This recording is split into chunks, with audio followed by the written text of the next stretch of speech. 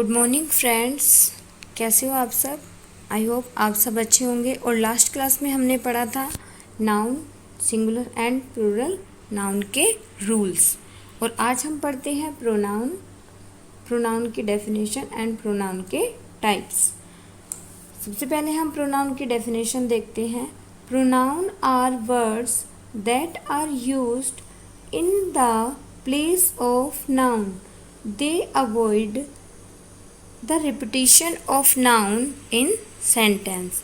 कि किसी सेंटेंस में नाउन का जो बार बार रिपीटेशन हो रहा है उसी से बचने के लिए हम किसका यूज करते हैं, प्रोनाउन का यूज करते हैं।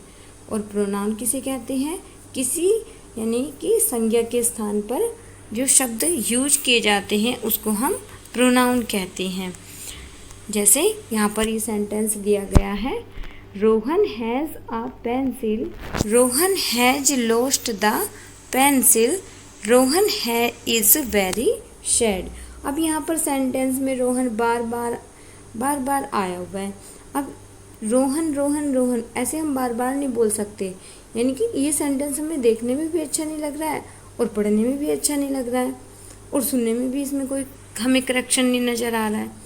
तो इसी करेक्शन से या फिर इसी मिस्टेक से बचने के लिए या इसी रिपीटेशन से बचने के लिए हम किसका यूज करते हैं, प्रोनाउन का यूज करते हैं। Rohan has a pencil, he has lost it, he is very sad. अब हम किस तरीके से प्रोनाउन का यूज करते हैं सेंटेंस में। तो कुछ प्रोनाउन हमारे मैस्कुलिन जेंडर में यूज होते हैं, जैसे हमारे जो प्रोनाउन मैस्कुलिन जेंडर में यूज होते हैं ही, हिम और हिज। और हमारे फेमिनिन जेंडर जो है वो हमारे प्रोनाउन में यूज होते हैं, वो होते हैं हमारे शी, हर और हर।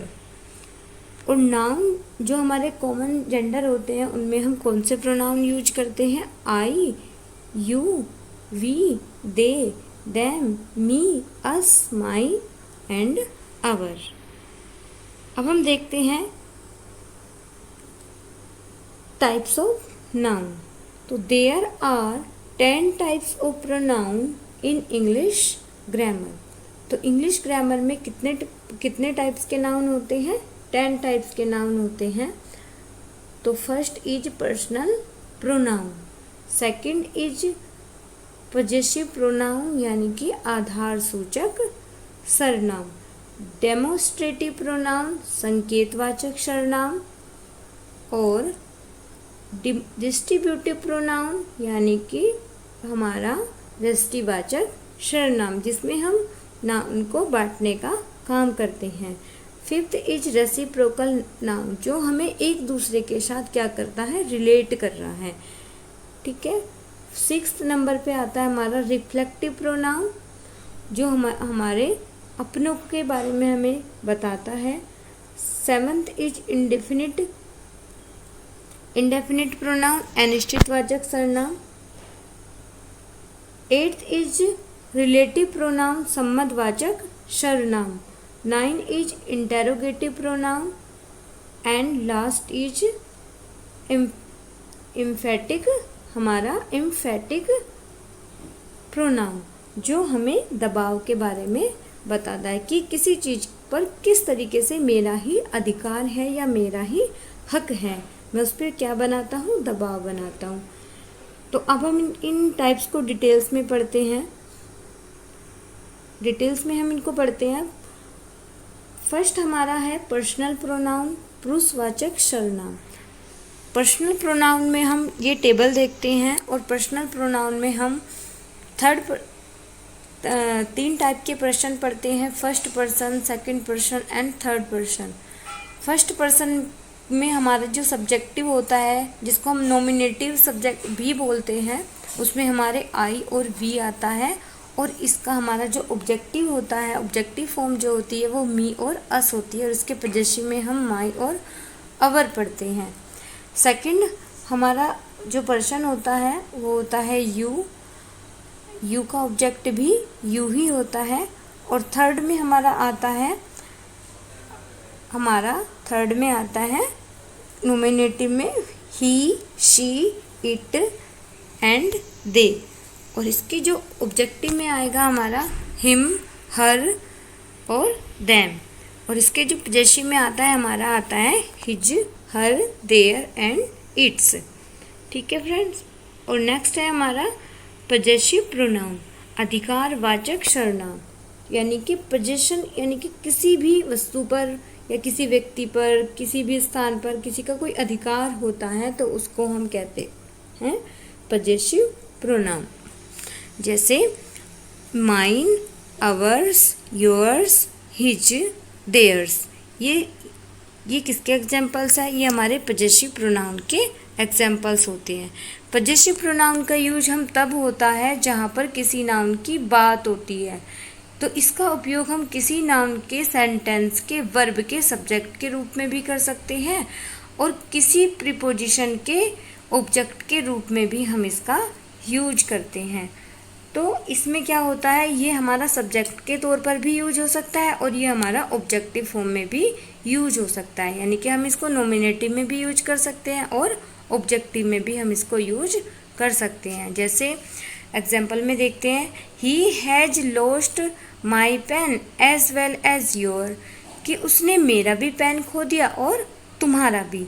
तो यहाँ पर जो योर्स है वो क्या है, हमारा पजेसिव प्रोनाउन है। Please save his life and hers. अब यहाँ पर ये जो हर्स है, अब यहाँ पर हमने पढ़ा था ऊपर रूल्स में कि ये किसी वर्ब के ऑब्जेक्ट के तौर पर यूज होता है। तो ये वर्ब का ऑब्जेक्ट कौन है, हमारा हर्स है। Your is a new car. अब ये सब्जेक्टिव यानी कि ये हमारा नॉमिनेटिव केस में यहाँ पर यूज हो रहा है। ये न्यू कार किसकी है, यानी कि तुम्हारी न्यू कार है। इस कार पर किसका अधिकार है, तुम्हारा। This home is mine. इस घर पर किसका अधिकार है, मेरा। यानी कि माइन यहाँ पर किस में यूज हो रहा है, ऑब्जेक्टिव केस में यहाँ पर यूज हो रहा है। और ये सब टाइप्स किसके होते हैं, हमारे पजेसिव प्रोनाउन के होते हैं। नेक्स्ट है हमारा डेमोस्ट्रेटिव प्रोनाउन, संकेतवाचक सर्वनाम। हमें किसी व्यक्ति की ओर या किसी वस्तु की ओर क्या करता है, डिमोस्ट्रेट करता है, यानी कि संकेत देता है। एक तरीके से हमें ये बताता है कि ये वही वस्तु है या वो वस्तु, ये वस्तु, यह वस्तु। तो हम इसकी डेफिनेशन देखते हैं इंग्लिश में। Pronoun that is used to refer to or point at something is called a demonstrative pronoun. जो हमें किसी पॉइंट की ओर क्या कर रहा हो, इशारा कर रहा हो।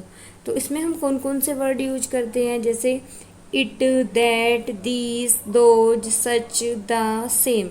हम इनका यूज करते हैं और इनका यूज़ हमेशा नाउन के लिए होता है और नाउन से पहले नहीं होता। अगर ये नाउन से पहले यूज किए जाते हैं या फिर इनके बाद कोई नाउन आता है तो ये किस में चले जाते हैं, ये पजेसिव एडजेक्टिव में चले जाते हैं। ये तब वहाँ पर पजेसिव नाउन नहीं रहते। पजेसिव नाउन होने के लिए इनके बाद में कोई वर्ब आना चाहिए, तभी ये पजेसिव नाउन का करेक्ट यूज होता है। जैसे this is a chair which made of gold, कि ये वही चेयर है जो किससे बनी है, लकड़ी से बनी है। That is the same book that I boat yesterday, वह वही बुक है जो, अब डिमोन्स्ट्रेट कर रहा है ना, संकेत दे रहा है यहाँ पर, जो मैंने कल खरीदी थी।